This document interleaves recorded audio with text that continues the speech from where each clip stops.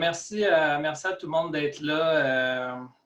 J'espère que tout le monde va bien, que vous êtes tous en santé, que votre portefeuille a bien rebondi dans les derniers mois.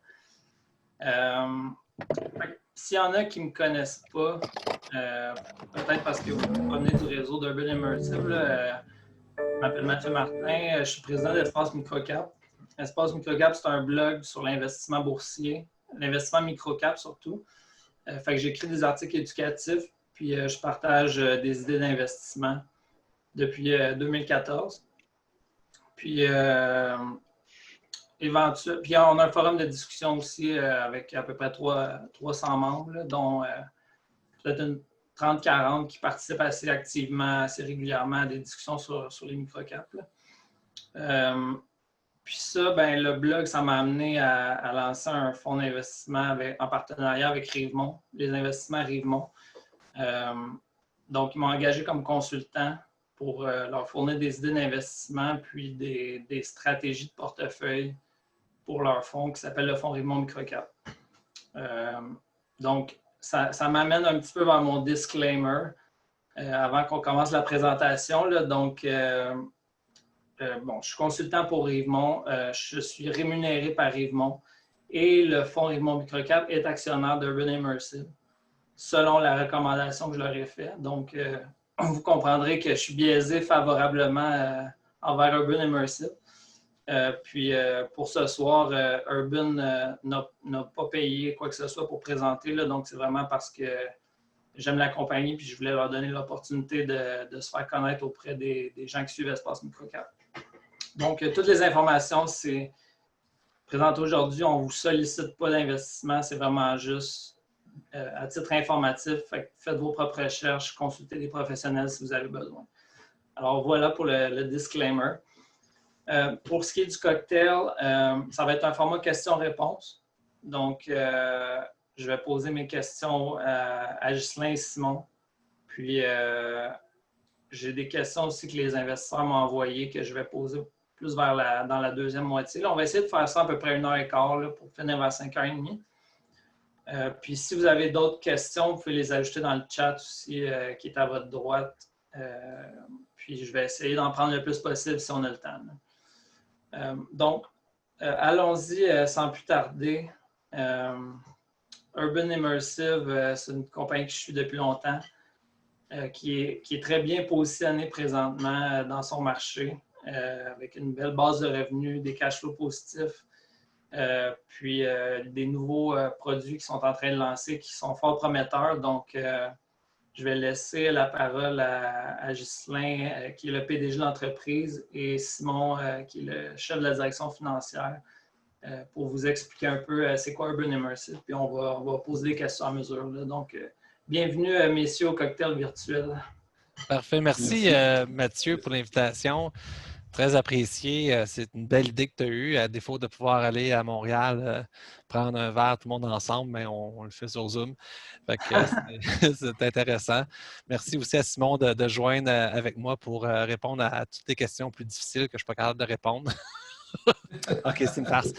J'aimerais ça commencer, Mathieu, si tu me permets, peut-être juste faire 2 minutes pour faire un peu l'historique d'Urban Immersive, peut-être. Oui, c'est ça. Donne-nous un petit peu la description, le elevator pitch, là, si on pourrait dire, de c'est quoi Urban Immersive. Ben, OK. Dans le fond, rapidement, Urban Immersive, c'est une plateforme pour les photographes immobiliers. Puis notre technologie maîtresse, puis là, j'essaie de faire la traduction de ce que je dis normalement en anglais. C'est vraiment un émulateur 3D. Donc, c'est une technologie de visite 3D. On va pouvoir en parler beaucoup plus aujourd'hui.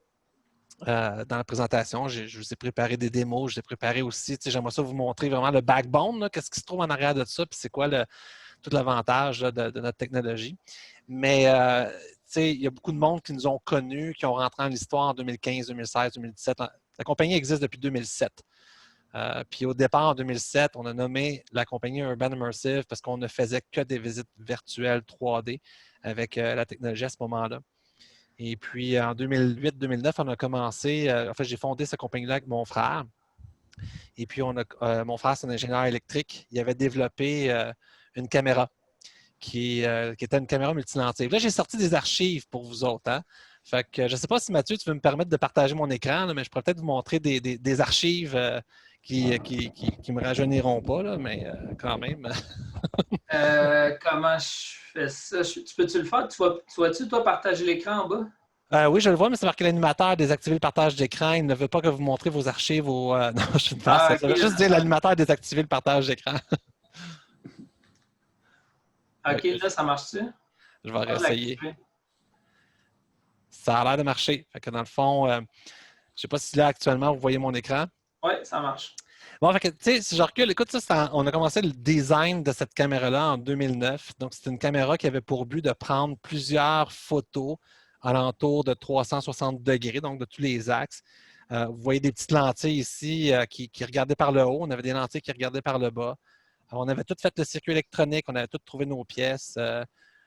Puis, dans le fond, on avait décidé de financer ce projet-là. En 2010, on a levé des fonds. On ne réussissait pas à lever tous les fonds qu'on avait besoin. On cherchait à lever peut-être 2,5 millions. Là. On le faisait faire. On faisait faire la caméra à l'Institut national d'optique de Québec, qui nous a fait une soumission qui était à ce moment-là, c'était à peu près 2 millions 100 000. Puis, il nous arrivait avec ce produit fini-là. Donc, au moment là, on s'est dit peut-être que ça va être plus facile si on lève des fonds en rentrant public avec les REA dans ce temps-là. Donc, en 2010, on a commencé des processus pour aller public. En 2012, on a réussi à lever 2,5 millions, mais finalement, de 2,5 millions, ce n'était pas assez avec tous les frais d'opération qu'on avait pour développer la caméra. Fait que la caméra a vraiment tombé dans les oubliettes.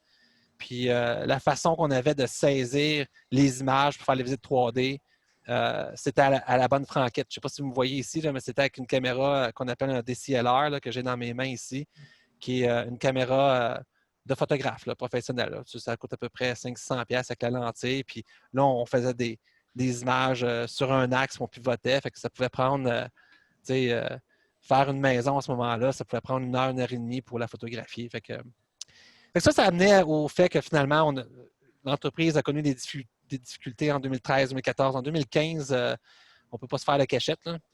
Le stock est à 0,5 cents. Donc, on n'était même pas à 1 cent. OK? Puis je tiens à le rappeler parce que, tu sais, des fois, quand tu passes à long terme, il y a quand même des gens qui ont acheté du stock à 0,5 cents. Beaucoup. Il y a eu beaucoup de volume à 1 cent dans ces années-là.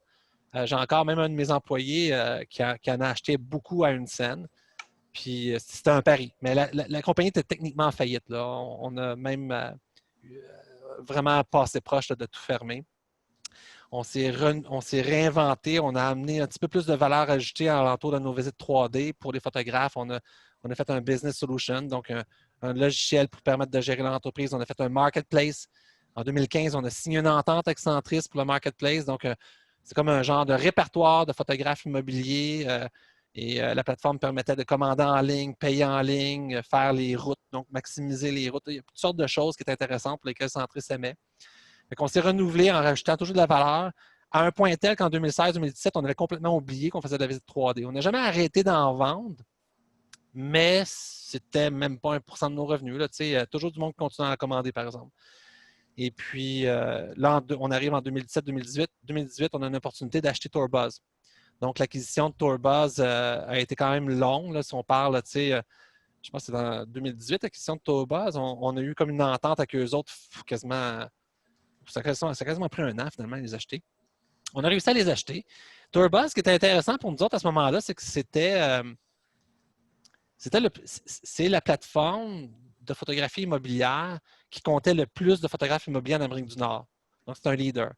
1700 entreprises de photographie qui représentent à peu près 4-5 000 photographes, là, parce que chaque entreprise a plus qu'un photographe en moyenne. Puis nous, on s'est dit, ben ça va nous permettre d'accéder facilement à un réseau pour vendre tous nos autres produits.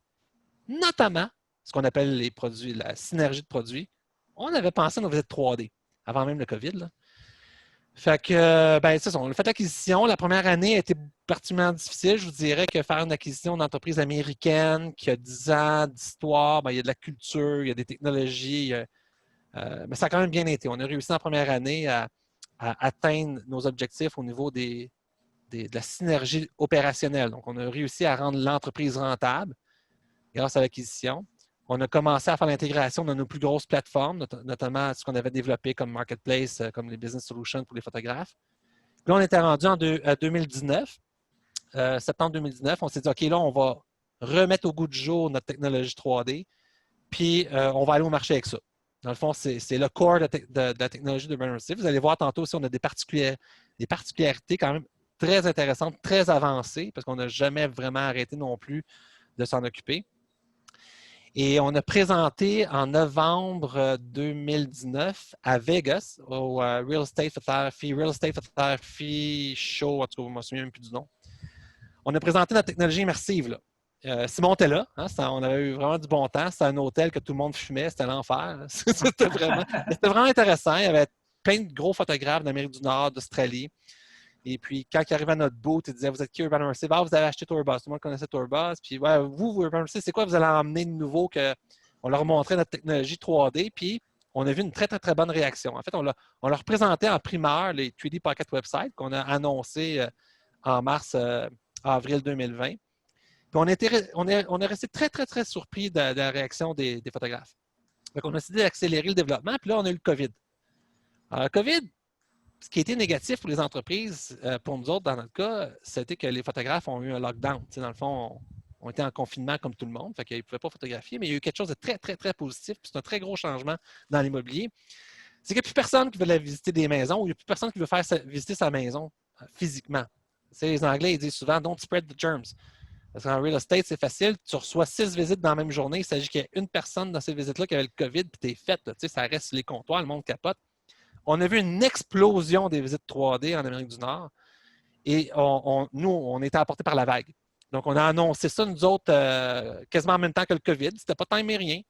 Puis depuis ce temps-là, nos métriques sont juste vraiment impressionnantes de notre côté. À tous les jours, on a des défis de volume, on a des défis de répondre à la demande. Puis je dois vous dire de façon très transparente, on avait décidé de donner nos visites, nous autres, parce que ça faisait partie des microsites web, mais on va être capable de les vendre.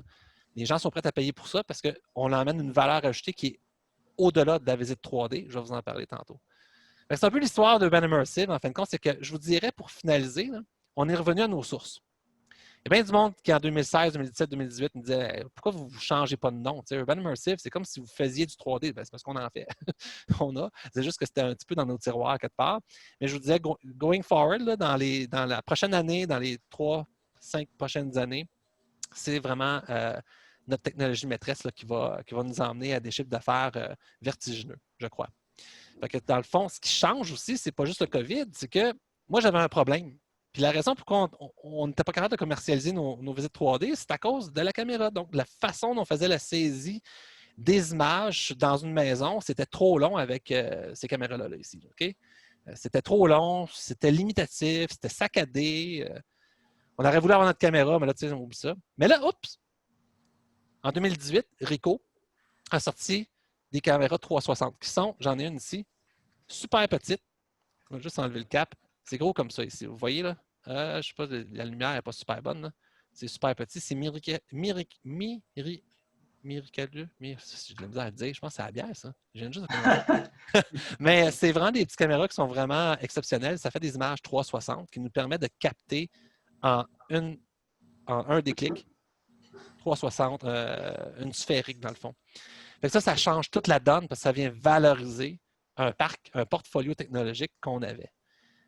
Qui est quand même très mature, puis avec toute l'expérience du management chez Urban Immersive, avec les mêmes programmeurs qu'il y a 10 ans, on a sauté sur l'occasion, puis on a développé notre technologie autour de ces caméras-là. Il n'y a pas juste Ricoh qui en fait. Aujourd'hui, il y a Samsung qui en fait, GoPro en fait. Il y a toutes sortes de compagnies qui commencent à en faire. Fait qu'on voit le prix descendre de plus en plus. Ces caméras-là se vendent à peu près 1000$, puis aujourd'hui, vous pouvez avoir quasiment l'équivalent pour 200$. Donc, le marché s'est démocratisé dans la caméra. Sauf que il n'y a aucune solution logicielle pour des marchés très nichés comme l'immobilier, comme l'industriel. Il y en a, mais ça fonctionne soit avec l'infrarouge, soit avec des technologies au laser qui sont beaucoup plus dispendieuses que juste la photographie digitale. Donc, à ce moment-là, nous, on est vraiment positionné pour pouvoir, avec notre parc, notre portfolio, pour pouvoir profiter de plusieurs changements là, qui s'opèrent sur le marché. Quand on parle de changement, le COVID, c'en est un. Tout le monde veut des visites 3D. Même dans l'industriel, c'est très difficile aujourd'hui de mettre des gens sur l'avion et venir visiter un barrage. Mais faire un barrage en image 360 pour une coupe de 1000$, c'est un no-brainer. Même chose pour le commercial. Je veux dire, c'est très difficile de prendre d'être 4 dans une auto puis voyager en interprovince. Finalement, le COVID-19, c'est un gros driving force qui change le marché. Mais il y a ça aussi, le hardware. Le hardware n'existait pas quand on a commencé l'entreprise. Il aurait fallu le créer, comme vous pouvez voir. Aujourd'hui, il existe. Donc, on a plusieurs choses qui viennent nous aider. On est vraiment dans un trend à quelque part. Ça commence là puis on est tellement bien positionné. Puis vous le voyez dans les communiqués de presse. Les plus grosses compagnies de photographie aux États-Unis, qui au début regardaient la technologie en disant Hey, il y a d'autres players, puis ça, vous êtes cute, là. Ben, aujourd'hui, ils embarquent. Ils embarquent, puis je pense que le communiqué de presse qu'on vient de faire avec Virtual Access Tour, qui est quand même, à New York, là, la compétition est féroce. Quand tu réussis à avoir une compagnie de leur grandeur, ils ne prennent pas n'importe quelle technologie. Ils n'ont pas pris les 3D Pocket Website pour nous faire plaisir. On tombe exactement dans le segment qui est inoccupé actuellement dans le marché. Donc, vas-y, Mathieu. Ah, ben, j'allais dire, merci. C'est un très bon aperçu de l'entreprise. Puis, je vais, je vais y aller avec une question qui est reliée un peu avec ce que tu parlais par rapport aux caméras. Là. Vous avez fait récemment l'acquisition de Imer Solutions, qui est un distributeur d'appareils Ricoh et d'autres marques. Là. Donc, peut-être tu pourrais nous parler un peu de ça. Comment ça s'inscrivait vraiment dans votre vision stratégique à long terme, cette acquisition-là? C'est vraiment notre amour pour les caméras 3D. Imer Solutions avait réussi de main de génie à rassembler sur une seule bannière la revente canadienne des appareils Ricoh, Matterport et Leica, pour qui, nous, c'est les meilleures caméras. Matterport est indirectement compétiteur de Ben Immersive. Ils savent ce qu'on fait, mais on est tellement dans un marché, un segment de marché. T'sais, nous, on se positionne dans le cost-effective. Matterport se positionne dans le haut de gamme. Donc, à quelque part, on ne les dérange pas, puis on fait une très, très belle business avec Matterport. Là, vous l'avez vu dernièrement là, dans le Q1 ou Q2. Là. Ça va très, très bien, les relations, puis la business va très bien. Puis je vous dirais, un n'exclut pas l'autre en passant, c'est que nous, la plupart des photographes sérieux qui font de la belle business avec Matterport vont également acheter des Ricoh. Parce qu'ils ne sont pas capables de vendre du Matterport à toutes les sauces. Puis même des belles maisons, souvent, ils vont être réticents à vendre Matterport parce que c'est tellement long à photographier que Matterport. Nous, on arrive, c'est super vite. On est 2 fois plus rapide à prendre la photographie que Matterport actuellement. Donc, souvent, même pour les grosses maisons, le photographe qui fait beaucoup de volume va préférer prendre la Ricoh avec notre technologie. C'est un peu ce qui est arrivé avec Virtual Access Tour. Tout le monde veut du Matterport, mais quand ça vient de le payer puis de le faire, c'est pas un processus de vente aussi facile que ça ne l'air versus un no-brainer comme nous autres. Leica, c'est pour l'industriel, c'est des caméras qui valent 25 000. On en a vendu 2 dans la dernière année avec Imer Solutions, mais c'est vraiment le top of the line. C'est vraiment la crème de la crème. Là. Ça s'inscrit parce qu'on voulait être un turnkey solution. Fait qu'aujourd'hui, les photographes viennent chez nous. Puis, OK, je voudrais faire les visites 3D, je commence où? Ben, regarde, on a plusieurs. Tu peux faire du Matterport. Je vais en faire. Voici les avantages, voici les inconvénients. Nous, on a une technologie qui fonctionne avec Ricoh, ou tu peux faire les deux. Nous, on propose les deux.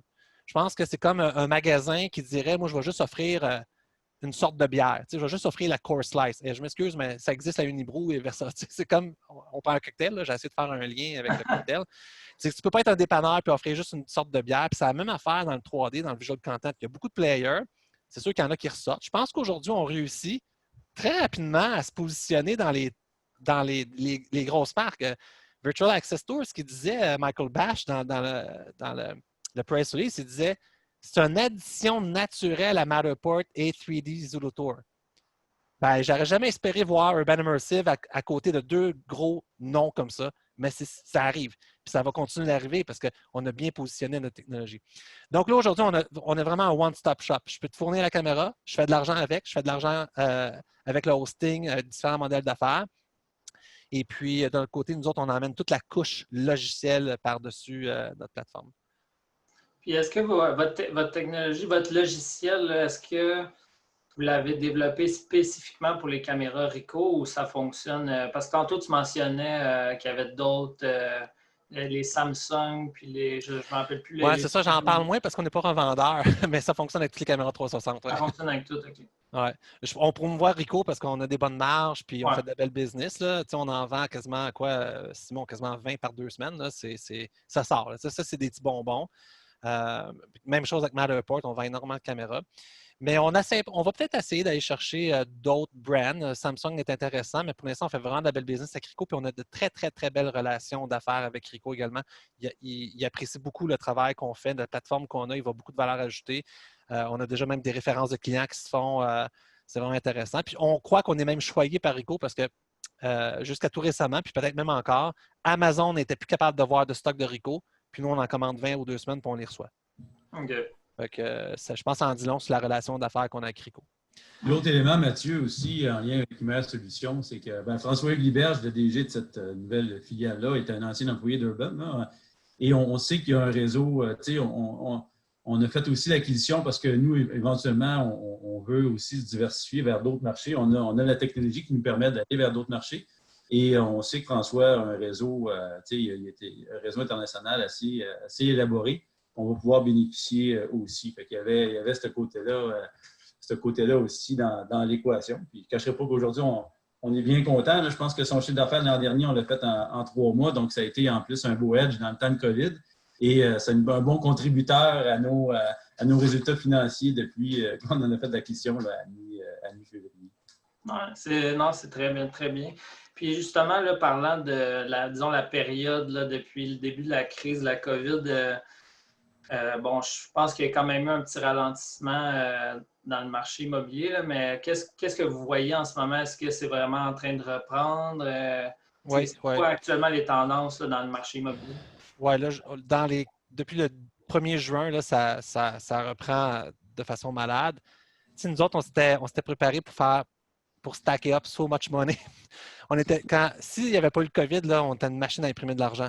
Parce qu'on a quand même perdu 50 de notre chiffre d'affaires, puis on a continué à faire du cash. Ça veut tout dire. Fais juste regarder le gross volume, fais juste regarder nos volumes. On a réussi à générer du cash flow positif. On continue à le faire sans avoir 100 de nos revenus. Fait qu'on s'était vraiment préparé. Hey, puis en passant, non seulement on n'a pas 100 de nos revenus, mais on donne des milliers de 3D Tours. On pourrait les vendre, mais on s'est dit, regarde, on a de l'argent pour le faire. Pourquoi pas prendre, tu sais.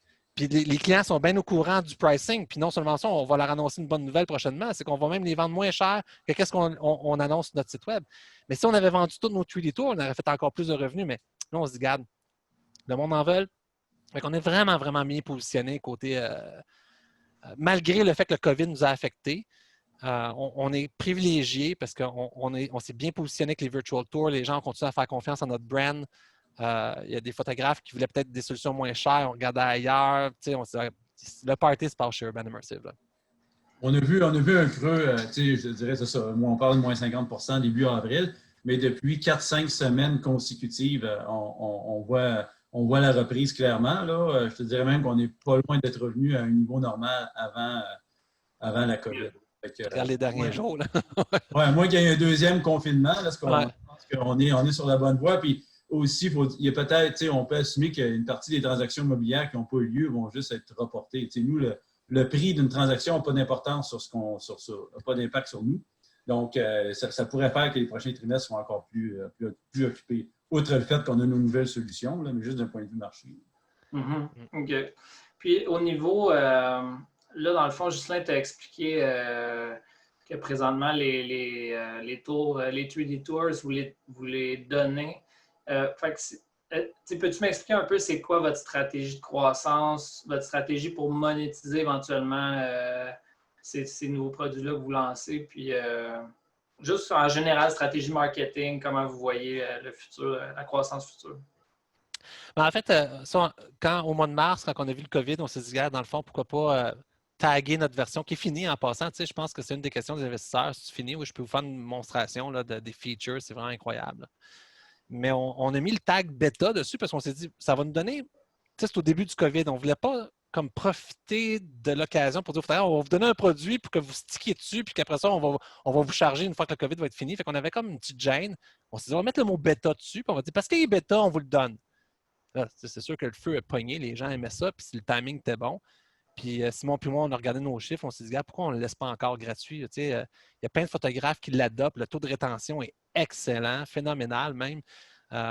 puis ils sont tous conscients du prix. Donc, comment on va le monétiser? C'est super simple, Mathieu. Dans le fond, nous, on va charger par image qui rentre dans notre système. Et puis, la valeur ajoutée qu'on donne aujourd'hui, je vais vous le montrer là, dans la présentation, c'est inégalé. Il y a pas juste, c'est juste ce mot-là. Puis, j'ai des spécialistes de l'industrie par écrit qui l'ont confirmé. Il n'y a personne sur le marché actuellement qui offre autant de valeur ajoutée qu'Urban Immersive dans notre domaine. Personne. Personne. Il n'y a personne qui nous égale. Et puis, je vais vous montrer même dans une matrice si vous voulez qu'on retourne dans la présentation PowerPoint. Là. Mais ça va être un one-time fee. La visite, on charge par image. En moyenne, c'est à 30 images. Ça coûte à peu près une trentaine de piastres, jusqu'à 40 piastres. Il y a des maisons qui ont 100 images. Il y a une visite qui est rentrée hier de 581 images. C'est une visite industrielle. Bon, c'est 581 piastres. Puis, on le garde 12 mois sur le site web. Après ça, si tu veux le télécharger, tu peux le rouler offline, tout le kit. Ce qui est intéressant dans l'immobilier, c'est que c'est un repeat business. Fait que ça, c'est notre modèle d'affaires. Dans l'industriel, c'est différent. C'est tant par image par année. Donc, c'est des frais de licence pour utiliser notre technologie offline. Donc, on va avoir bientôt, vous allez le voir, là, on va commencer à avoir des revenus de licence pour des marchés qui sont plus industriels, que je vais si vous voulez, je peux vous montrer des exemples tantôt. Okay. Oui, j'ai une question là-dessus plus tard, fait qu'on pourra y revenir. Là. Ensuite de ça, j'avais comme question les nouveaux partenariats que vous avez annoncés, comme tu parlais de Virtual Access Tour, il y en avait d'autres aussi que vous avez annoncés. Est-ce que tu es capable de, disons, sans donner là, de guidance, là, ça ressemble à quoi le potentiel là, en termes de revenus à long terme pour regarde, dans le fond, nous autres, on fait à peu près, grosso modo, mettons 250 000 microsites web par année, là, ce qui représente à peu près ça, 3,5, 3 millions de chiffres d'affaires. On les vend 12 piastres par tour. Une visite immersive, c'est plus que le double du prix. C'est en moyenne 30 piastres, avec toutes les autres features qui viennent à côté. Donc, techniquement, plus mes gros clients embarquent, je récupère le volume. Donc, je suis en train de... Les clients, ils n'embarquent pas juste pour le taux 3D en passant, ils embarquent pour la valeur ajoutée qu'on donne, notamment les floor plans. Donc, c'est comme si j'étais en train de faire une conversion. Donc, c'est vraiment la synergie de produits qui s'opère. Donc, techniquement, avec la même clientèle, je pense qu'on pourrait doubler notre chiffre d'affaires. C'est simpliste, de façon simpliste, là. Mais il y a d'autres clients parce qu'on n'a jamais fait autant de leads que cette année. Même je regarde les stats de Tourbuzz dans le passé, puis on ne fait aucun marketing, on n'investit pas en marketing, on n'a pas le temps d'ailleurs, on se concentre tellement sur notre technologie mais étrangement, on n'a jamais fait autant de leads. Donc, les gens viennent dans notre plateforme parce qu'ils veulent les taux 3D, ils veulent la valeur ajoutée qui vient avec. C'est du bouche à oreille? Comment les gens vous trouvent? Je pense qu'on est bien indexé par Google. Notre site il est bien indexé, il est beaucoup visité, beaucoup référé par des spécialistes. Puis, plus on annonce des gros joueurs comme on a fait avec Pixvid, qui est énorme comme joueur, je peux peut-être le dire, là, peux-tu le dire, Simon, mais Pixvid, là, il nous donne pas loin de 50 000 par année. Un client. C'est repeat business. C'est à coût de 12 piastres, là, vous pouvez imaginer le nombre de tours qu'il fait. Puis c'est pas le plus gros. Mais quand j'ai des gros clients qui embarquent de même, ça va vite. Là. Puis là, ça donne c'est comme un effet balle de neige là, parce que il y a du bon qui m'appelle. Hey, comment ça qu'il prend là, ça part? Là. Je passe mes journées au téléphone, je demanderais à Simon, il n'y a plus de temps de me parler. Les photographes, ils veulent savoir ce qui se passe chez Urban Immersive. Ils sont impressionnés par le fait qu'une compagnie qui faisait juste des microsites web arrive avec une technologie aussi mature dans le 3D. Okay. Puis une technologie qui a de l'intelligence artificielle en arrière. Vous allez le voir tantôt si j'ai la chance de vous montrer, là, mais c'est pas juste, on fait pas juste des belles visites virtuelles. Là. Il y a un gros know-how en arrière de ça. Là. Ben, en fait, peut-être que ça pourrait être le temps de prendre un petit 5 minutes pour que tu nous fasses une démo de la plateforme. Puis ça va donner un peu une idée aux gens qu'est-ce que vous faites exactement.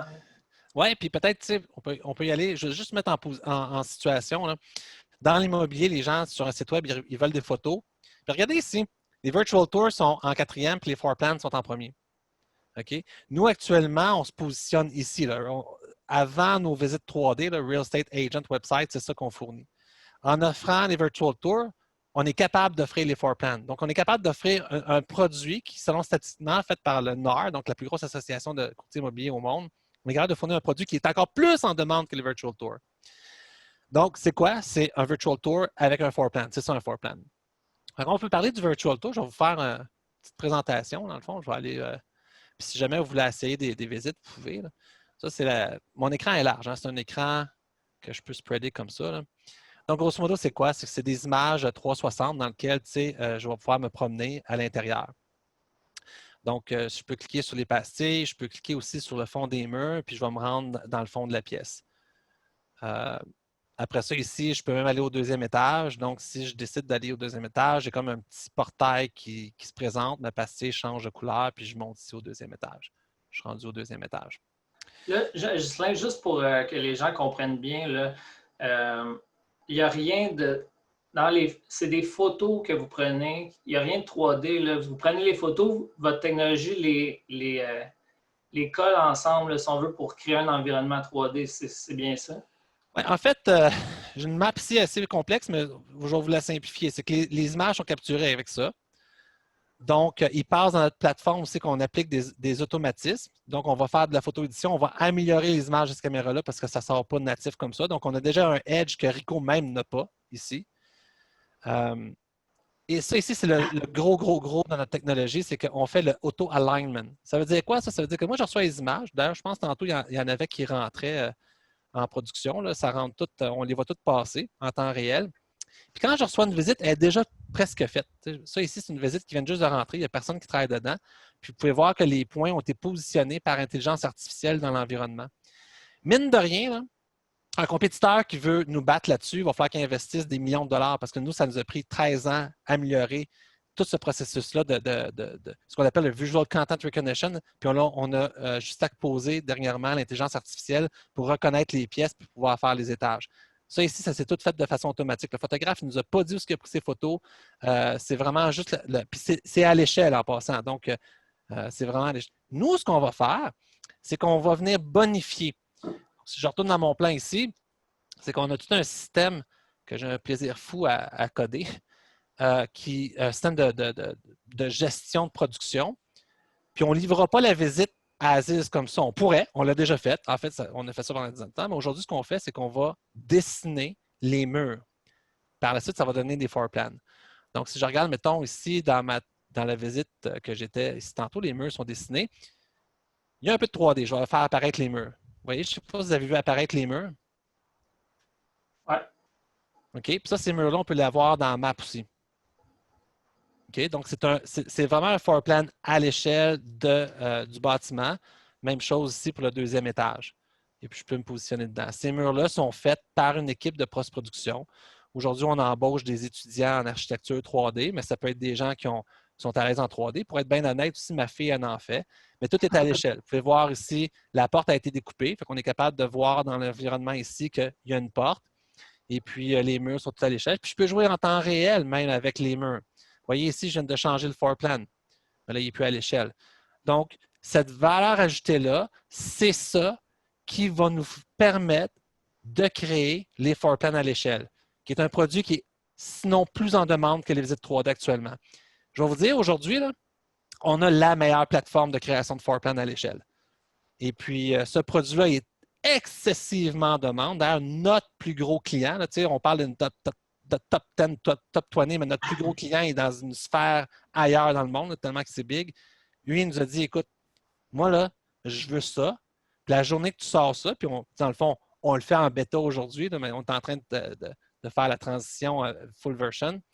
Ben, il endosse notre technologie. La journée qu'il endosse notre technologie, on a des grosses chances de devenir leader. On a des grosses chances de faire plus de volume, à la limite que Matterport en fait. Puis ils font des millions de visites par année. Et en plus que c'est dans plusieurs endroits, c'est même obligatoire, les plans de plancher, puis c'est en train de le devenir dans de plus en plus d'endroits. Il y a des changements au niveau de la réglementation, qui est un autre driving force, dans le fond, derrière notre solution. Parce qu'ultimement, en devenant obligatoire, évidemment, ça fait que nos clients vont le prendre encore plus. Puis vous voyez, dans le fond, c'est vraiment simple là, pour les gens qui utilisent notre technologie de dessiner les murs. Là, ils les calquent. Là. Si, mettons, je prends une visite qui n'est pas faite, là, je vais partir mon mur ici dans le coin avec une touche super simple. Ben, je vais partir ici, ça va être plus facile, mettons, dans le coin là-bas. Puis ça se fait super bien. Je fais de même, je trace mon mur. Et tout ça est à l'échelle. Donc, je vais juste venir prendre le coin. La cause à petite table, je ne vois pas. Là. Puis là, je m'en vais chercher l'autre mur là-bas, et ainsi de suite. Là, je suis en train de construire, comme vous pouvez voir, là, le floor plan se construit. Donc, on parle, c'est une valeur ajoutée qu'on revend, dans le fond, puis c'est très, très en demande. Fait que on a vraiment produit quelque chose qui va rapidement.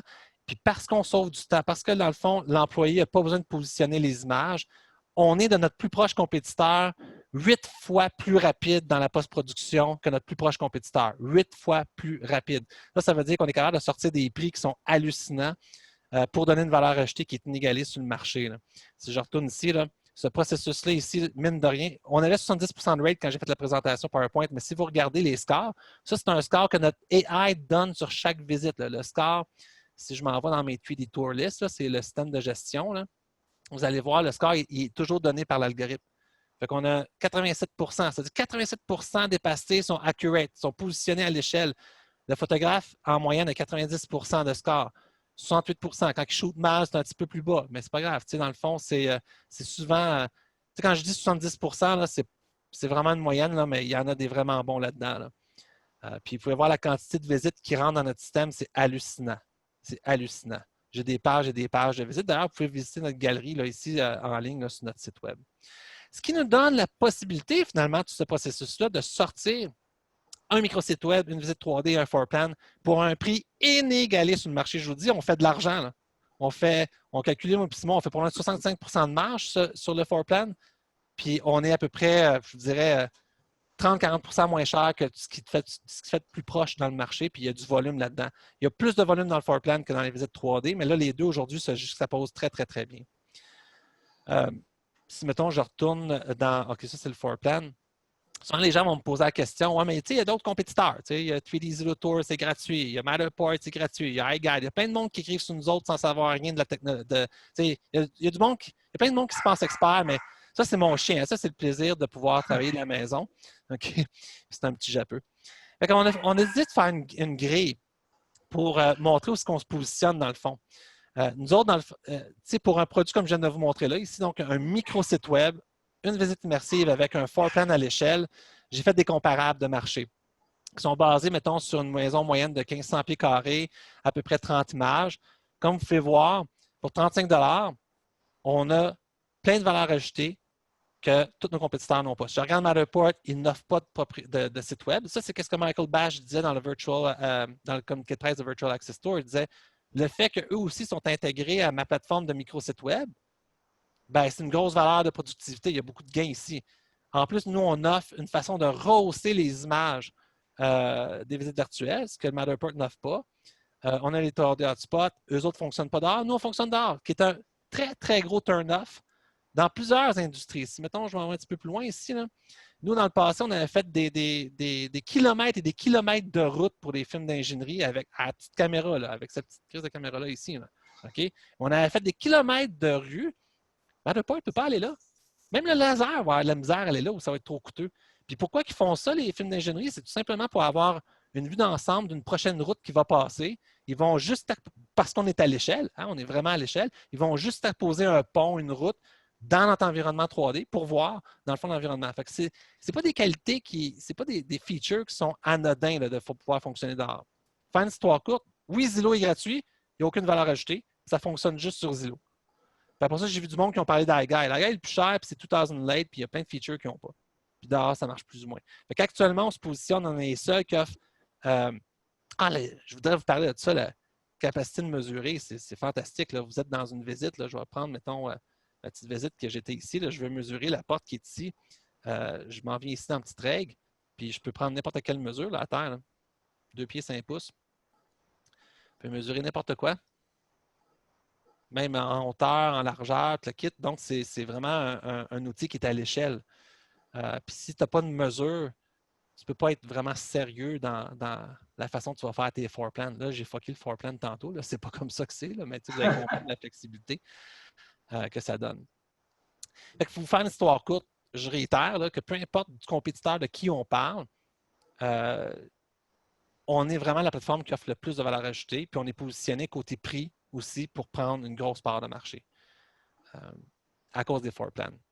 Puis quand je parle de floor plan ici, ce n'est pas tout le monde qui les offre. La plupart des gens qui les offrent, ça va être quelque chose qui va être fait à l'extérieur puis ce n'est pas éditable. Nous, on dit vraiment les floor plans, ils sont éditables. OK. Bon, parfait. Là, moi, en tout cas, je suis presque prêt à rentrer dans les questions qui ont été envoyées par les investisseurs. Là. Est-ce que toi, de ton côté, au niveau de la présentation de votre produit de l'entreprise, est-ce que selon toi, on a fait le tour de ce que tu voulais Oui, ben en fait, parler? je voudrais juste peut-être continuer rapidement sur le fait qu'on parle beaucoup d'immobilier, Mathieu, mais sérieusement, nous, on est en train de développer déjà des designs pour aller chercher les local businesses, un marché qui va avoir une valeur ajoutée phénoménale parce qu'ils peuvent s'acheter une petite caméra de 500 $ puis shooter leur magasin à tous les mois s'ils veulent et garder le skin de site web indexable par-dessus. Donc, c'est des exemples qui ne sont pas farfelus. On les a faits. On a eu des clients dans le passé avec Club Med, qui est un client d'Urban Immersive. On a fait au G7, on avait été appelé pour faire le manoir Richelieu de A à Z avec notre ancien player. On avait Bombardier comme client aussi pour les avions et l'ingénierie. Donc, on a fait le métro de Montréal. Encore la petite caméra. Fait que vous imaginez aujourd'hui, c'est tous des clients qu'on va aller revoir. Même chose avec les films d'ingénierie. Et aussi, pour tout ce qui s'appelle First Responder. Donc, on a fait des collèges. On en fait 5 dans le prochain mois, mine de rien. Donc, les collèges, c'est pour de la formation à distance sur les premiers répondants en cas de tireur actif. On a eu un client qui a utilisé notre technologie Gentech dans le temps. Même chose, dans le fond, on a un autre, Justin Lemay, qui fait beaucoup de bruit. Je ne sais pas c'est qui, là, mais. Ouais, je sais pas, en tout cas, je l'ai mis sur mute, là. Merci. C'est vraiment pas moi. Et on a aussi fait des scènes de crime. Vous pouvez faire une photo.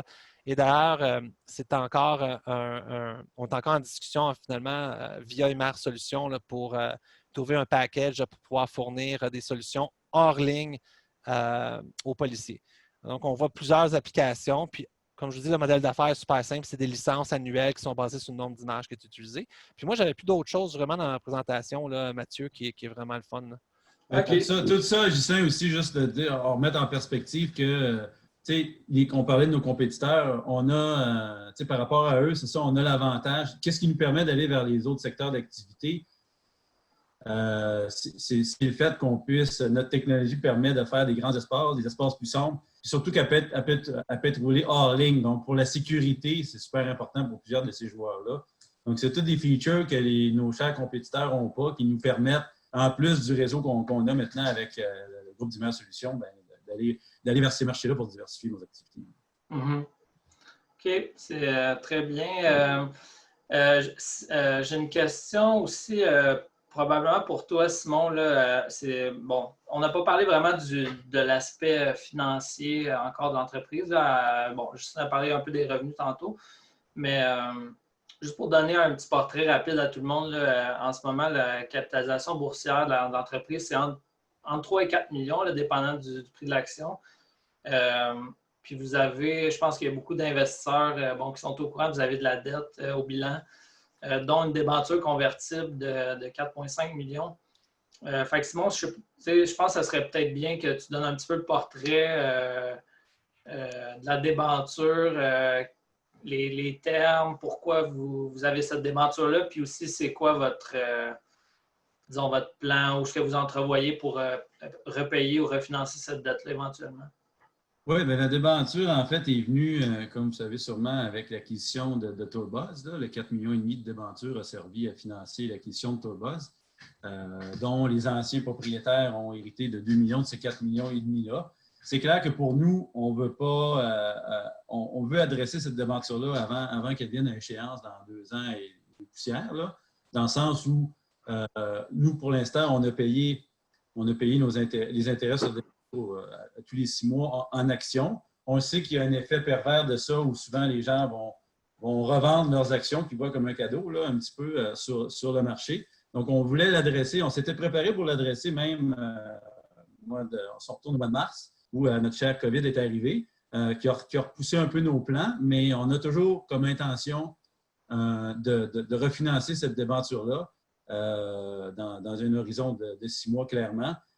On a de l'intérêt de plusieurs investisseurs, déjà depuis quelques mois qu'on parle, qui pourraient nous aider, comme certains des détenteurs de débentures pourront décider aussi de convertir dans un nouveau financement qui nous permettrait si on veut, de sortir les 2 anciens propriétaires, mais aussi de réduire notre levier de par cette débenture-là pour nous faire de la place pour éventuellement d'autres acquisitions, parce qu'on a un beau marché, c'est un marché fragmenté, on a un beau marché pour faire des acquisitions. Donc, le fait de réduire notre levier aussi nous permettrait ça. Parce qu'il faut comprendre qu'on n'a pas, en principe, on n'a pas besoin de retourner sur le marché pour financer nos opérations, comme ça fait presque 2 ans qu'on est cash flow positif. Donc, il y a cette débenture-là qu'on veut adresser, mais après ça, on va avoir un beau ciel bleu pour la suite des choses. C'est l'objectif. Donc, là, évidemment, là, on est encore en période COVID, mais je vous dirais qu'on travaille déjà là-dessus depuis un certain temps pour adresser l'histoire de la débenture dans les prochains mois. OK. Puis là, on a reçu une question dans le chat justement par rapport à ça, un petit peu Alan, qui est un initié de l'entreprise qui vend ses actions dans le marché. C'est un des anciens propriétaires de Tourbus. Donc, je vais vous laisser adresser la question. C'était dans le fond, pourquoi est-ce qu'il vend dans le marché présentement? Ça va me faire plaisir de répondre, Simon. Je sais que tu brûles dans l'invité aussi, là, mais je pense que Alan, il fait partie des initiés à cause de la quantité d'actions qu'il a, mais il n'est plus du tout lié à l'entreprise. Puis, je l'ai mis à la porte dans les tout débuts. Et je pense que ça n'a jamais été digéré. Puis dernièrement, ce que j'ai pu comprendre, il faut qu'on lise un peu entre les lignes, c'est qu'il y a parti d'une autre entreprise qui n'est pas dans notre secteur, mais il a tout investi l'argent qu'il a fait avec Tourbus là-dedans. Puis avec le COVID, je pense qu'il y a eu des problèmes financiers. Puis là, il s'est mis à vendre.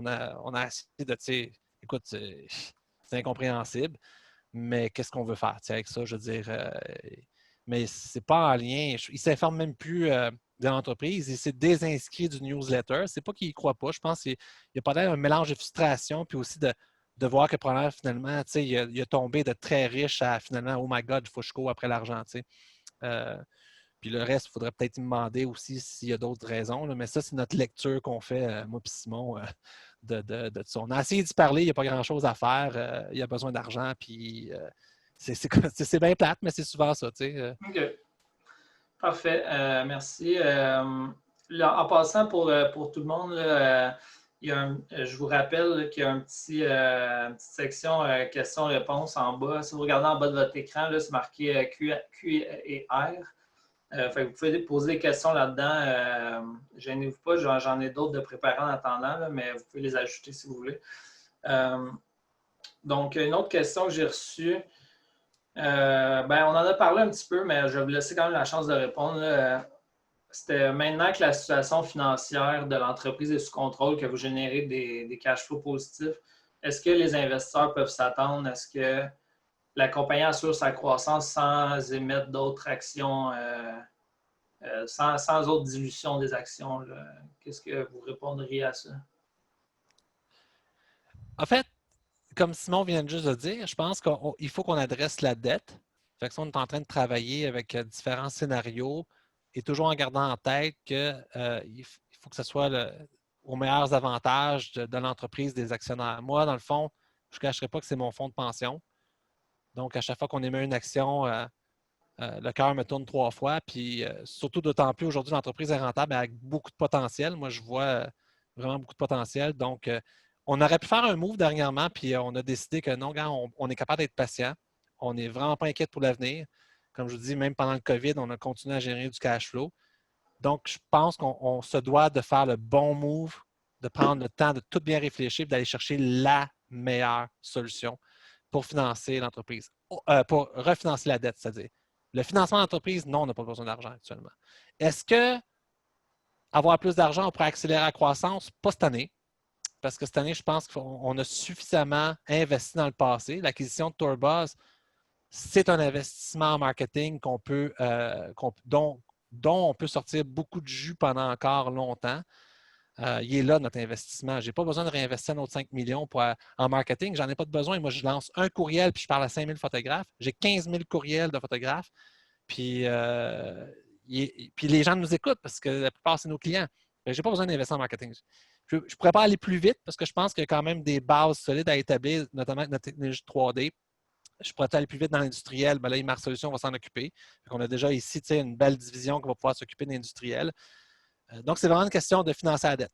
Mais on veut faire le bon move correctement pour que ça soit valorisant pour tout le monde puis que je ne me rembourse pas avec un fonds de pension puis une guédille au bout du nez.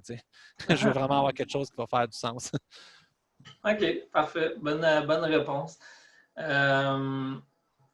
Une autre question que j'ai reçue, c'était par rapport à votre technologie d'émulateur 3D qui est derrière les 3D Pocket websites. À quel point c'est facile ou difficile à copier? Ben, en fait, tu as parlé que vous avez investi quand même des dizaines de millions de dollars là-dedans, là, mais disons, il y a des compagnies qui ont qui ont les poches profondes aussi. Là, fait qu'est-ce qui préviendrait, disons, un compétiteur de vous copier si vous avez vraiment du succès dans le marché? Ouais, écoutez, étant moi-même programmeur, je peux vous dire que tout ce qui s'appelle site web, tout ce qui s'appelle système de gestion d'entreprise, marketplace, c'est assez facile à coder. Fait que si on avait resté dans ce marché-là, c'est sûr que la barrière à l'entrée est vraiment faible. Dès que tu commences à tomber dans le 3D, là, tu tombes dans tout ce qui s'appelle la trigonométrie, les calculs mathématiques, le positionnement d'axes, ce qu'on appelle les mèches. Ça prend une expertise qui va même au-delà d'une expertise de jeu vidéo. Prendre des mesures dans une visite et s'assurer que c'est précis, c'est une expertise. Après ça, tu rajoutes les floor plans par-dessus puis la capacité de produire ça en masse. Je dirais qu'un Moms and Pop Shop, il faudrait qu'il soit bien financé pour nous rattraper. Quand je dis nous rattraper, c'est que c'est pas juste qu'on l'a, c'est pas juste le fait qu'ils vont faire la technologie, c'est qu'il faut qu'ils gagnent 1700 photographes ready to go à l'utiliser. Donc, ça prend toute l'infrastructure puis le marketing. Donc, il y a vraiment comme, je regarde juste même Zillow Tour. Ils pourraient faire mieux, à mon avis, avec leur 3D Zillow Tour, mais je pense qu'ils ont comme pogné une saturation aussi. Il faudrait qu'ils investissent plus puis ils se disent, mais ça va-tu, c'est-tu notre marché? Bref, je ne sais pas. Mais là où vraiment on a une valeur ajoutée qui va être dure à battre, vraiment dure à battre, c'est où ce qu'on a utilisé, c'est notre auto-alignment. C'est tout le fait que nos visites se produisent tout seuls. Nous, on ne fait pas les floor plans tout seuls, c'est des gens qui les dessinent.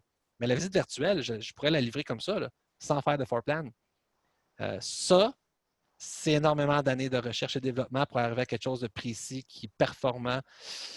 Comme je vous dis, mon plus proche compétiteur, qui est peut-être à certains égards plus avancé côté expérience 3D, mais côté post-production, je gagne.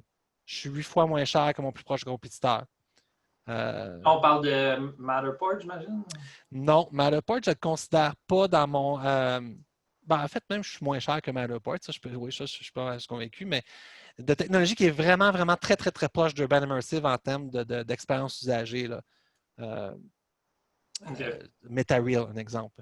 Si vous regardez leur pricing sur leur site web, ils chargent 4 par image, alors moi que j'en charge 50 cents. Puis je continue à faire de l'argent.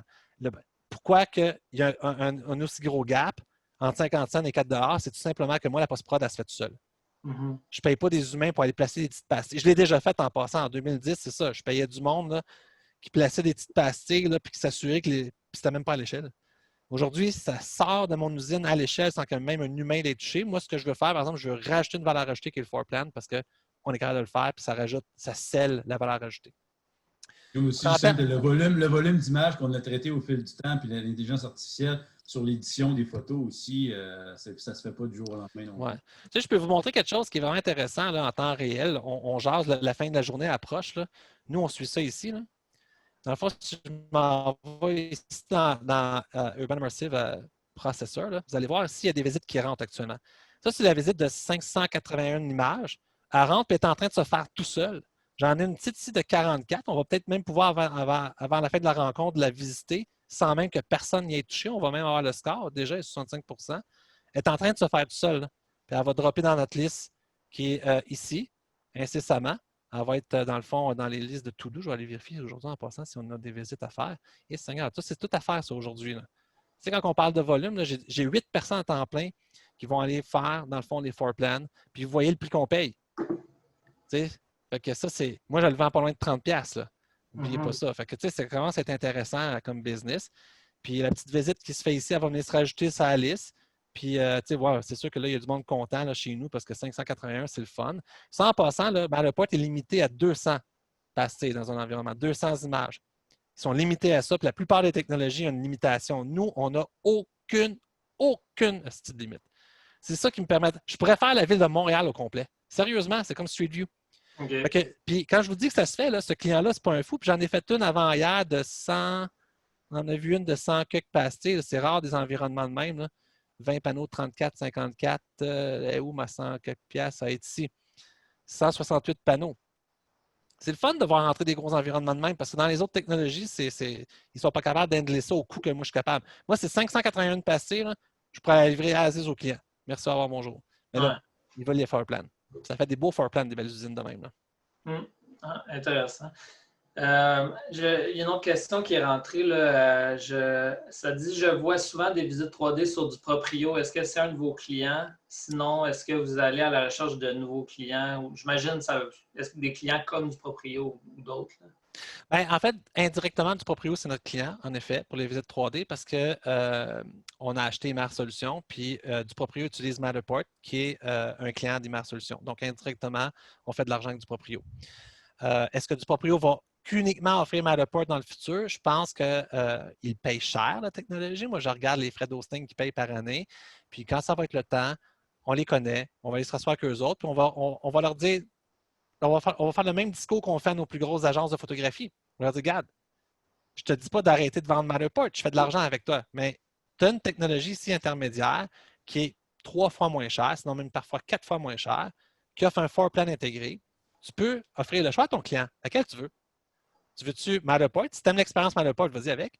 Ou j'ai une technologie ici cost-effective, puis ça peut faire la job. Tu peux même la shooter toi-même.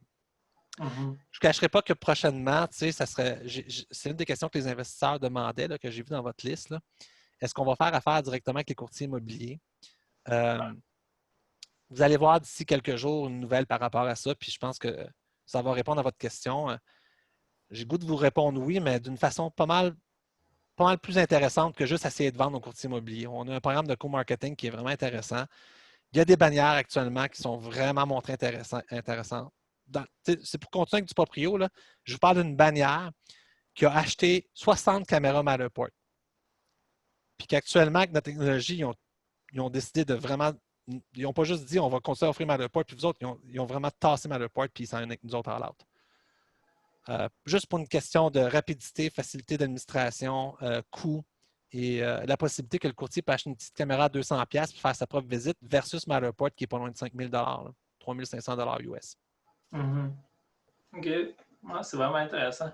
OK, autre question. Vous avez, on a parlé beaucoup du potentiel de l'entreprise. Il y a un gros potentiel, clairement. C'est quoi les défis ou les embûches qui vont être dans votre chemin pour vous rendre à ce potentiel-là éventuellement à long terme? Je vais te répondre à la question que tu ne veux pas entendre. T'sais, parce qu'on a pogné goût à faire de l'argent. Là. Moi et Simon, on aime ça, le profitable growth. On a beaucoup de pression aujourd'hui. On a des fonds qui nous approchent, qui disent hey, moi, je vais mettre tant d'argent dans ta compagnie. On accélère on accélère, on va faire du marketing, on s'en va sur la planète. Mon plus gros défi, ça va de toujours faire de l'argent en faisant la croissance. Parce que tu sais, il y a bien des startups qui vont vivre beaucoup d'argent pour aller plus vite. Mais quand tu as goûté, c'est quoi faire du profit quand ça fait 10 ans que tu n'en as pas fait? C'est dur de retourner dans un mode pour brûler de l'argent. C'est ça mon plus gros défi. Okay. Je ne suis pas inquiète que j'ai accès à tous les photographes que je veux avec Imar Solutions. On a des leads. Imar Solutions est connecté partout avec les distributeurs. Mais je suis très dur à convaincre de retourner en mode burning cash, même si c'est de l'argent d'investisseur. C'est le fun de rouler une business qui fait du cash. On est convaincu qu'on va continuer à en faire. Nos liquidités vont bien. C'est mon plus gros frein parce que dans le fond, on se fait approcher. Je ne vous mens pas, il y a des gens qui disent on va aller plus vite. Avec on a du fun là, actuellement. Là. On fait de la croissance soutenue, organique et profitable. On peut être patient, juste bien faire les choses. Des fois, on va essayer de brûler 5 millions en marketing, puis on se rend compte que finalement, on n'a pas levé la business comme on voulait. Là elle croît. C'est comme une petite plante. Il faut juste qu'on y rajoute un petit peu d'eau, puis un peu de soleil, puis elle pousse. Moi, j'ai pas de problème avec une compagnie qui est profitable. Oui, mais Mathieu, c'est parce que tu es un investisseur à long terme. Il y a beaucoup d'investisseurs, beaucoup même de brokers qui nous appellent. Ouais, mais là, je vois que vous n'investissez pas en marketing, puis ça, c'est pas bon. Puis je l'ai même vu dans certains de vos commentaires. Là, la compagnie n'a pas d'argent investi dans son marketing. Là, c'est faux, probablement on en a. Là. Si vous regardez nos liquidités, on a pas loin de 3/4 en compte de banque. Là. Accès, en tout cas. Puis, on n'a pas besoin de faire le marketing. J'ai réussi à peine à parler à tous mes clients par courriel parce que je suis dans le jeu à chaque fois que j'envoie un courriel. Tout le monde capote sur nos features. Fait que, profitable growth. Puis, à un moment donné, on verra ce que ça mène. Pour l'instant, on a beaucoup de plaisir. Puis, sais, le stress d'avoir levé de l'argent, on ne l'a plus, là. Mhm. Là, le stress qu'on a, c'est d'être les meilleurs. On veut juste être les meilleurs. On fait juste rêver à être les meilleurs. On veut juste être les meilleurs. That's it. OK. Je ne veux pas brûler d'argent, je veux juste faire de l'argent. Ouais, c'est ça. Simon, je t'ai interrompu. Est-ce qu'il y avait d'autres choses que tu voulais ajouter? Non, ben en fait, tu sais, si dans les défis, ça va être des beaux défis, mais c'est sûr qu'on anticipe.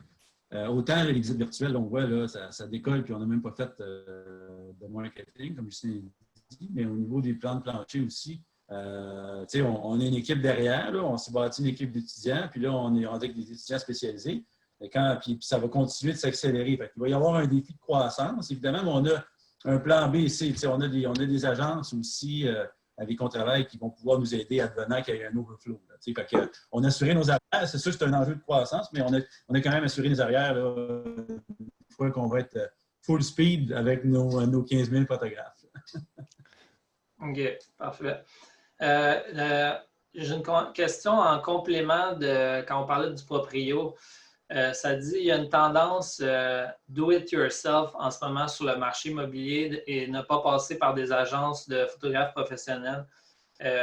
Est-ce que vous voyez ça comme un segment que vous voulez occuper, dans le fond, de permettre aux gens de faire eux-mêmes leur tour Mais vidéo? ça, c'est pas une tendance, ça a toujours été là, là. Il y a 50% des courtiers qui prennent leurs propres photos, puis ces courtiers-là, c'est une grosse clientèle de Matterport. Ça pourrait être une clientèle à nous aussi, en fait. Vous allez voir dans le prochain communiqué de presse, là, on l'adresse. Mais il va toujours avoir des courtiers, des courtiers immobiliers qui ont du succès, ils ne prennent pas leurs photos. Ils n'ont pas le temps. Et puis, ils font affaire avec des agences de photographie qui offrent des valeurs ajoutées intéressantes puis qui sont bien structurées. Donc, oui, effectivement, c'est 50% du marché qu'on peut atteindre. Puis je pense que actuellement, c'est parce qu'on n'a pas le temps. Mais si on voulait, on pourrait l'atteindre. Mais c'est pas ça notre stratégie à court terme. En tout cas, je dis ça, puis oui, puis non, parce que la prochaine nouvelle qui s'en vient, c'est ça par rapport au do-it-yourself. Ça, dans le fond, c'est qu'on est en train d'enabler une bannière immobilière à offrir à ses courtiers notre technologie. Grosso modo, je suis en train de voler le punch. Là. Mais ce que ça va faire, puis c'est eux autres qui nous ont approchés. Là. Dans le fond, quand je dis organique, c'est que si ça fonctionne avec eux autres, ça va faire d'autres petits. Mais je n'ai pas besoin d'y penser actuellement. Ça arrive de façon organique. On fait juste livrer le bon produit. Nous, tout ce qu'on pense, c'est le bon produit au bon prix, puis le reste va venir à nous autres, puis c'est ça qui est en train d'arriver. OK, parfait. Mais c'est un gros marché. C'est 50% du marché qui est les do-it-yourself. Il ne faut pas le négliger, mais il faut bien le faire parce que le do-it-yourself augmente énormément votre coût de support. Fait que moi, est-ce que je suis prêt à augmenter mes coûts de support? Tu sais, je vais-tu investir dans une équipe de support dans le but de non? Fait que là, le deal que je prends avec cette bannière-là, c'est de dire toi, tu fais le support, toi, tu fais les ventes, moi, je fais juste te faire la technologie. Ça, si je suis capable de répliquer ça, là, on peut scaler up les do-it-yourself. Mais Matterport, eux autres, ils dealent directement avec le courtier. Vous devriez voir l'équipe de support qui est en arrière de ça. Ah, C'est cher du monde, là. C'est un modèle d'affaires qui est différent. Ouais. OK. Une autre question dans le chat. Pensez-vous qu'étant donné que vous avez la technologie, vos plus gros concurrents vont vouloir vous acheter éventuellement? Je pense pas qu'ils vont nous acheter pour la technologie. Je pense qu'ils vont nous acheter pour l'ensemble du parc informatique qu'on a au niveau des sites web, du data, des 3G. Je pense que ce qui attire, tu sais, puis on se fait flirter. Là. Il y a beaucoup de monde qui nous approche. C'est sûr que la compagnie ne vaut pas cher. Puis le fait qu'on est rentable, ça attire énormément d'intérêt sur la compagnie parce qu'acheter une compagnie qui cache au positif, qui est en croissance, c'est un no-brainer aujourd'hui pour une compagnie publique. Mais moi, est-ce que j'ai goût de vendre? Est-ce que l'équipe de direction qui a des actions, Simon a acheté énormément d'actions dernièrement, Scott Fazenda a acheté beaucoup d'actions, James McDonald, est-ce qu'on a le goût de vendre à 400? No fucking way. Moi, je pense qu'aujourd'hui, la game, c'est d'être patient et de monter la valeur, ce qu'on pense qu'on va. Si on a à vendre, vous allez nous payer le prix qu'on vaut parce qu'on travaille fort. Là. Tu sais, on n'est pas en train de niaiser. Là. Mathieu, je pense que je t'ai perdu, tu as coupé par exemple. Hein? Là, est-ce que tu m'entends bien? Oui, là, je t'entends super bien. OK, moi, ça n'a pas coupé de mon côté. Là. OK, fait que ce que je suis en train de dire, c'est que, dans le fond, je vais répondre autrement à ta question. Si je t'ai écœuré et qu'on perdra encore de l'argent, j'essaierai de vendre la business peut-être, mais là, ce n'est pas le cas. Ouais. Je pense qu'on a du fun, on est profitable. C'est là que les gens s'intéressent plus à acheter l'entreprise. Je ne vous cacherai pas qu'on a eu un semblant d'ouverture à un moment donné, mais on ne l'a même pas regardé. Parce qu'on se dit, dans le fond, regarde, on est capable de monter la valeur. C'est pas vrai que la compagnie vaut 4 cents. Si vous pensez qu'elle vaut 3-4 millions, c'est parce que vous ne voyez pas le potentiel que moi je vois. Mais je vais l'exécuter, le potentiel. Après ça, on se reparlera. Puis les gens qui vont nous acheter, ça va être un aussi bon deal à 15 millions, à 20 millions, 25, 50 millions de market cap, whatsoever, parce qu'on va avoir grossi la business, on va l'avoir solidifié, puis elle va générer énormément de liquidités. Parfait, ça. C'est la bonne manière de voir les choses. Tout est dans l'exécution. Oui, puis je pense que si on va chercher dans l'industriel, on va aller chercher des revenus récurrents de licence. Ça va venir donner une autre valorisation de l'entreprise. Fait que tant que je n'ai pas ces revenus récurrents-là, ça serait vraiment un esprit d'erreur de vente parce qu'ils vont évaluer ça craque là, sur par tête de client. Mais si j'ai un revenu récurrent, que ce soit mensuel, annuel, avec de l'industriel, donc des gens qui ont des poches pleines, là, on est sur une autre braquette de valorisation auprès des acquéreurs, là, définitivement. Fait que je veux bâtir ça. Puis après ça, on verra comment que la compagnie va valoir. Parce qu'on n'est pas à 2-3 ans de prendre notre retraite encore. Oui, c'est ça. Merci encore, Simon.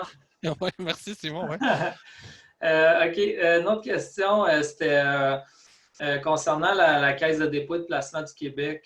Vous avez une relation je pense, de longue date avec eux. Là. Dans le fond, peut-être décrire un peu c'est quoi cette relation-là, puis comment ça a évolué depuis. On cadre pas dans les critères de la Caisse de dépôt, proprement dit.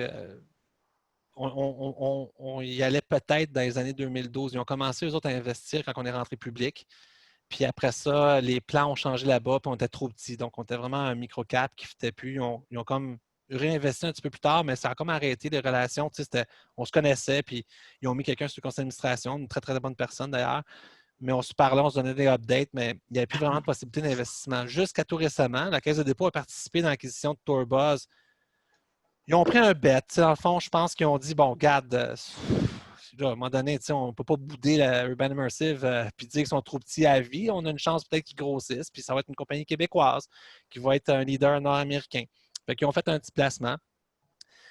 Mais là, dernièrement, on sent vraiment que la Caisse nous voit autrement. Je pense qu'ils perçoivent que finalement, on a exécuté tout ce qu'on a dit. Ils comprennent très, très, très bien le 3D parce que c'est là-dedans qu'ils avaient investi en 2012 dans notre première technologie. Ils connaissent très, très bien notre technologie aussi parce qu'ils l'ont toujours vu évoluer. Là, dernièrement, ils nous ont dit comment on peut vous aider. Et actuellement, on a plusieurs réponses, mais on s'est dit on n'a pas la bonne réponse. Donnez-nous du temps. Nous, on a juste besoin de temps actuellement. Mais je vous dirais aujourd'hui, plus que jamais, on sent que la Caisse de dépôt va être en arrière de nous autres pour un prochain move. Okay. Dans notre solution en lien avec le refinancement de la débenture, c'est justement, on sait que la Caisse va faire partie de la solution et ils vont nous aider. Oui, ils ont déjà confirmé qu'ils vont faire tout pour emmener Urban Immersive à une autre étape. Là. Je pense, je vais vous dire, moi, ça c'est forward-looking statement, OK? Donc, tu ne connais pas ça, mais sérieusement, je pense que dans les entreprises québécoises, la Caisse a vu dans Urban Immersive un potentiel de leader nord-américain, puis c'est jamais mauvais de coller leur nom sur un succès, qui ont toujours participé. Puis, moi, je n'ai jamais ressenti autant d'attention de la Caisse de dépôt. C'est eux autres, dans le fond, ils nous contactent. Puis aussi, je pense que comme certains membres de notre conseil d'administration, ils ont été également agréablement impressionnés par comment on a passé à travers la crise du COVID-19. Je dis on a passé, on est encore dedans, mais tabarnouche, regardez nos états financiers, on peut dire qu'on s'est bien débrouillé. Mm-hmm. OK, parfait.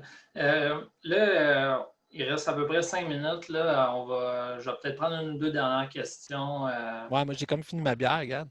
Ouais, c'est ça. On va laisser les gens aller souper. Là, mais s'il y en a qui ont encore des questions, on a peut-être du temps pour une deux dernières. Je vais t'en poser une autre que j'avais.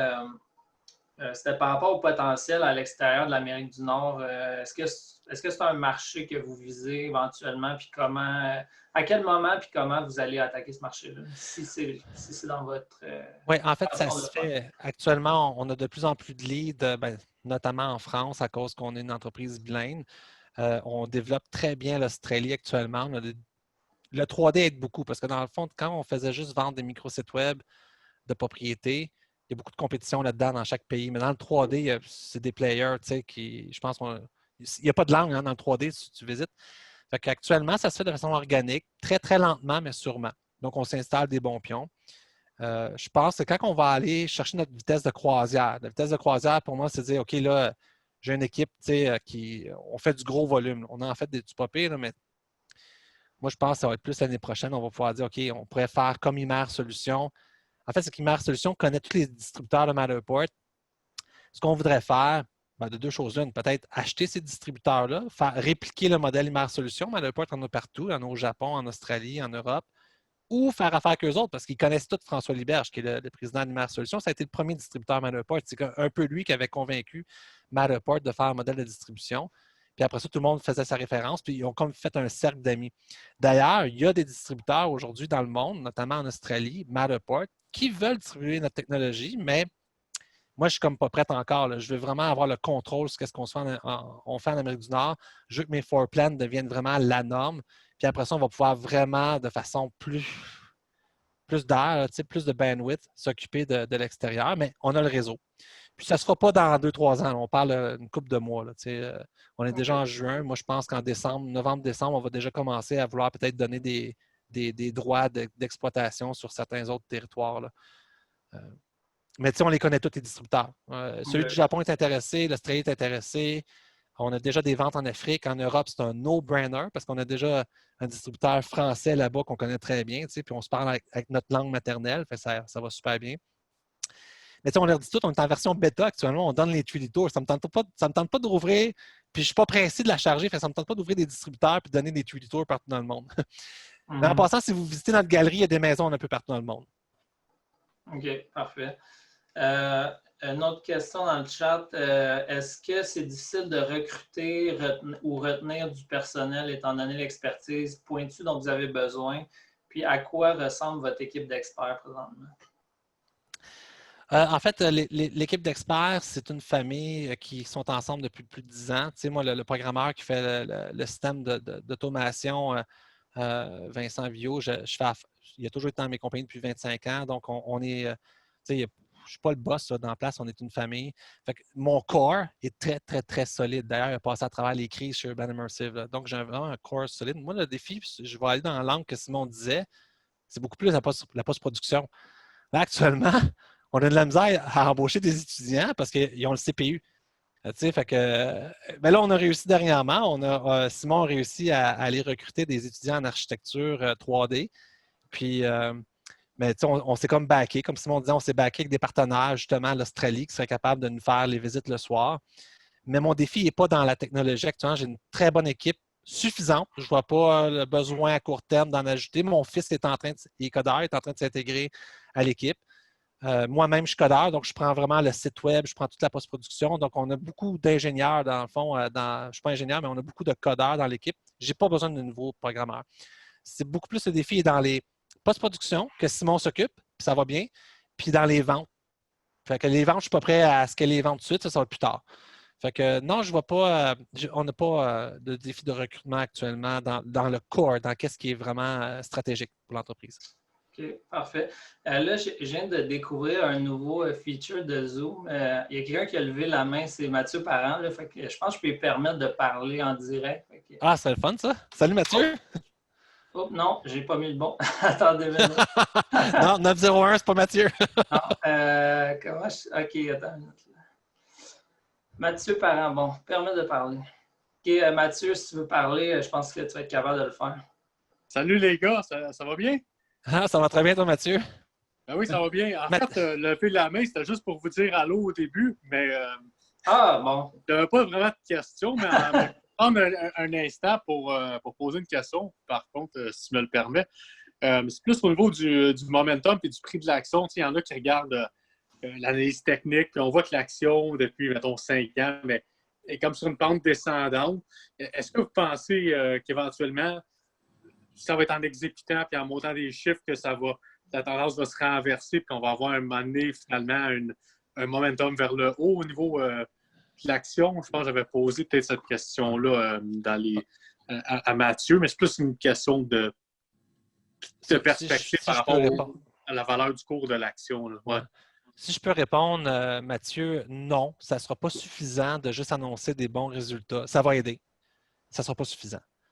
moi et Simon, on s'est dit qu'il va falloir qu'on retourne sur le plancher, qu'on fasse des roadshows, qu'on vende notre histoire, puis on sait que quand on le fait, ça marche. Les gens, on a même un gros investisseur dernièrement qu'on a rencontré qui a dit, moi, vous n'étiez même pas dans mes radars, mais j'ai assisté à un conference call, puis là, maintenant, je suis en amour, puis je pense qu'il est rendu à 5 millions d'actions là, en quelques semaines.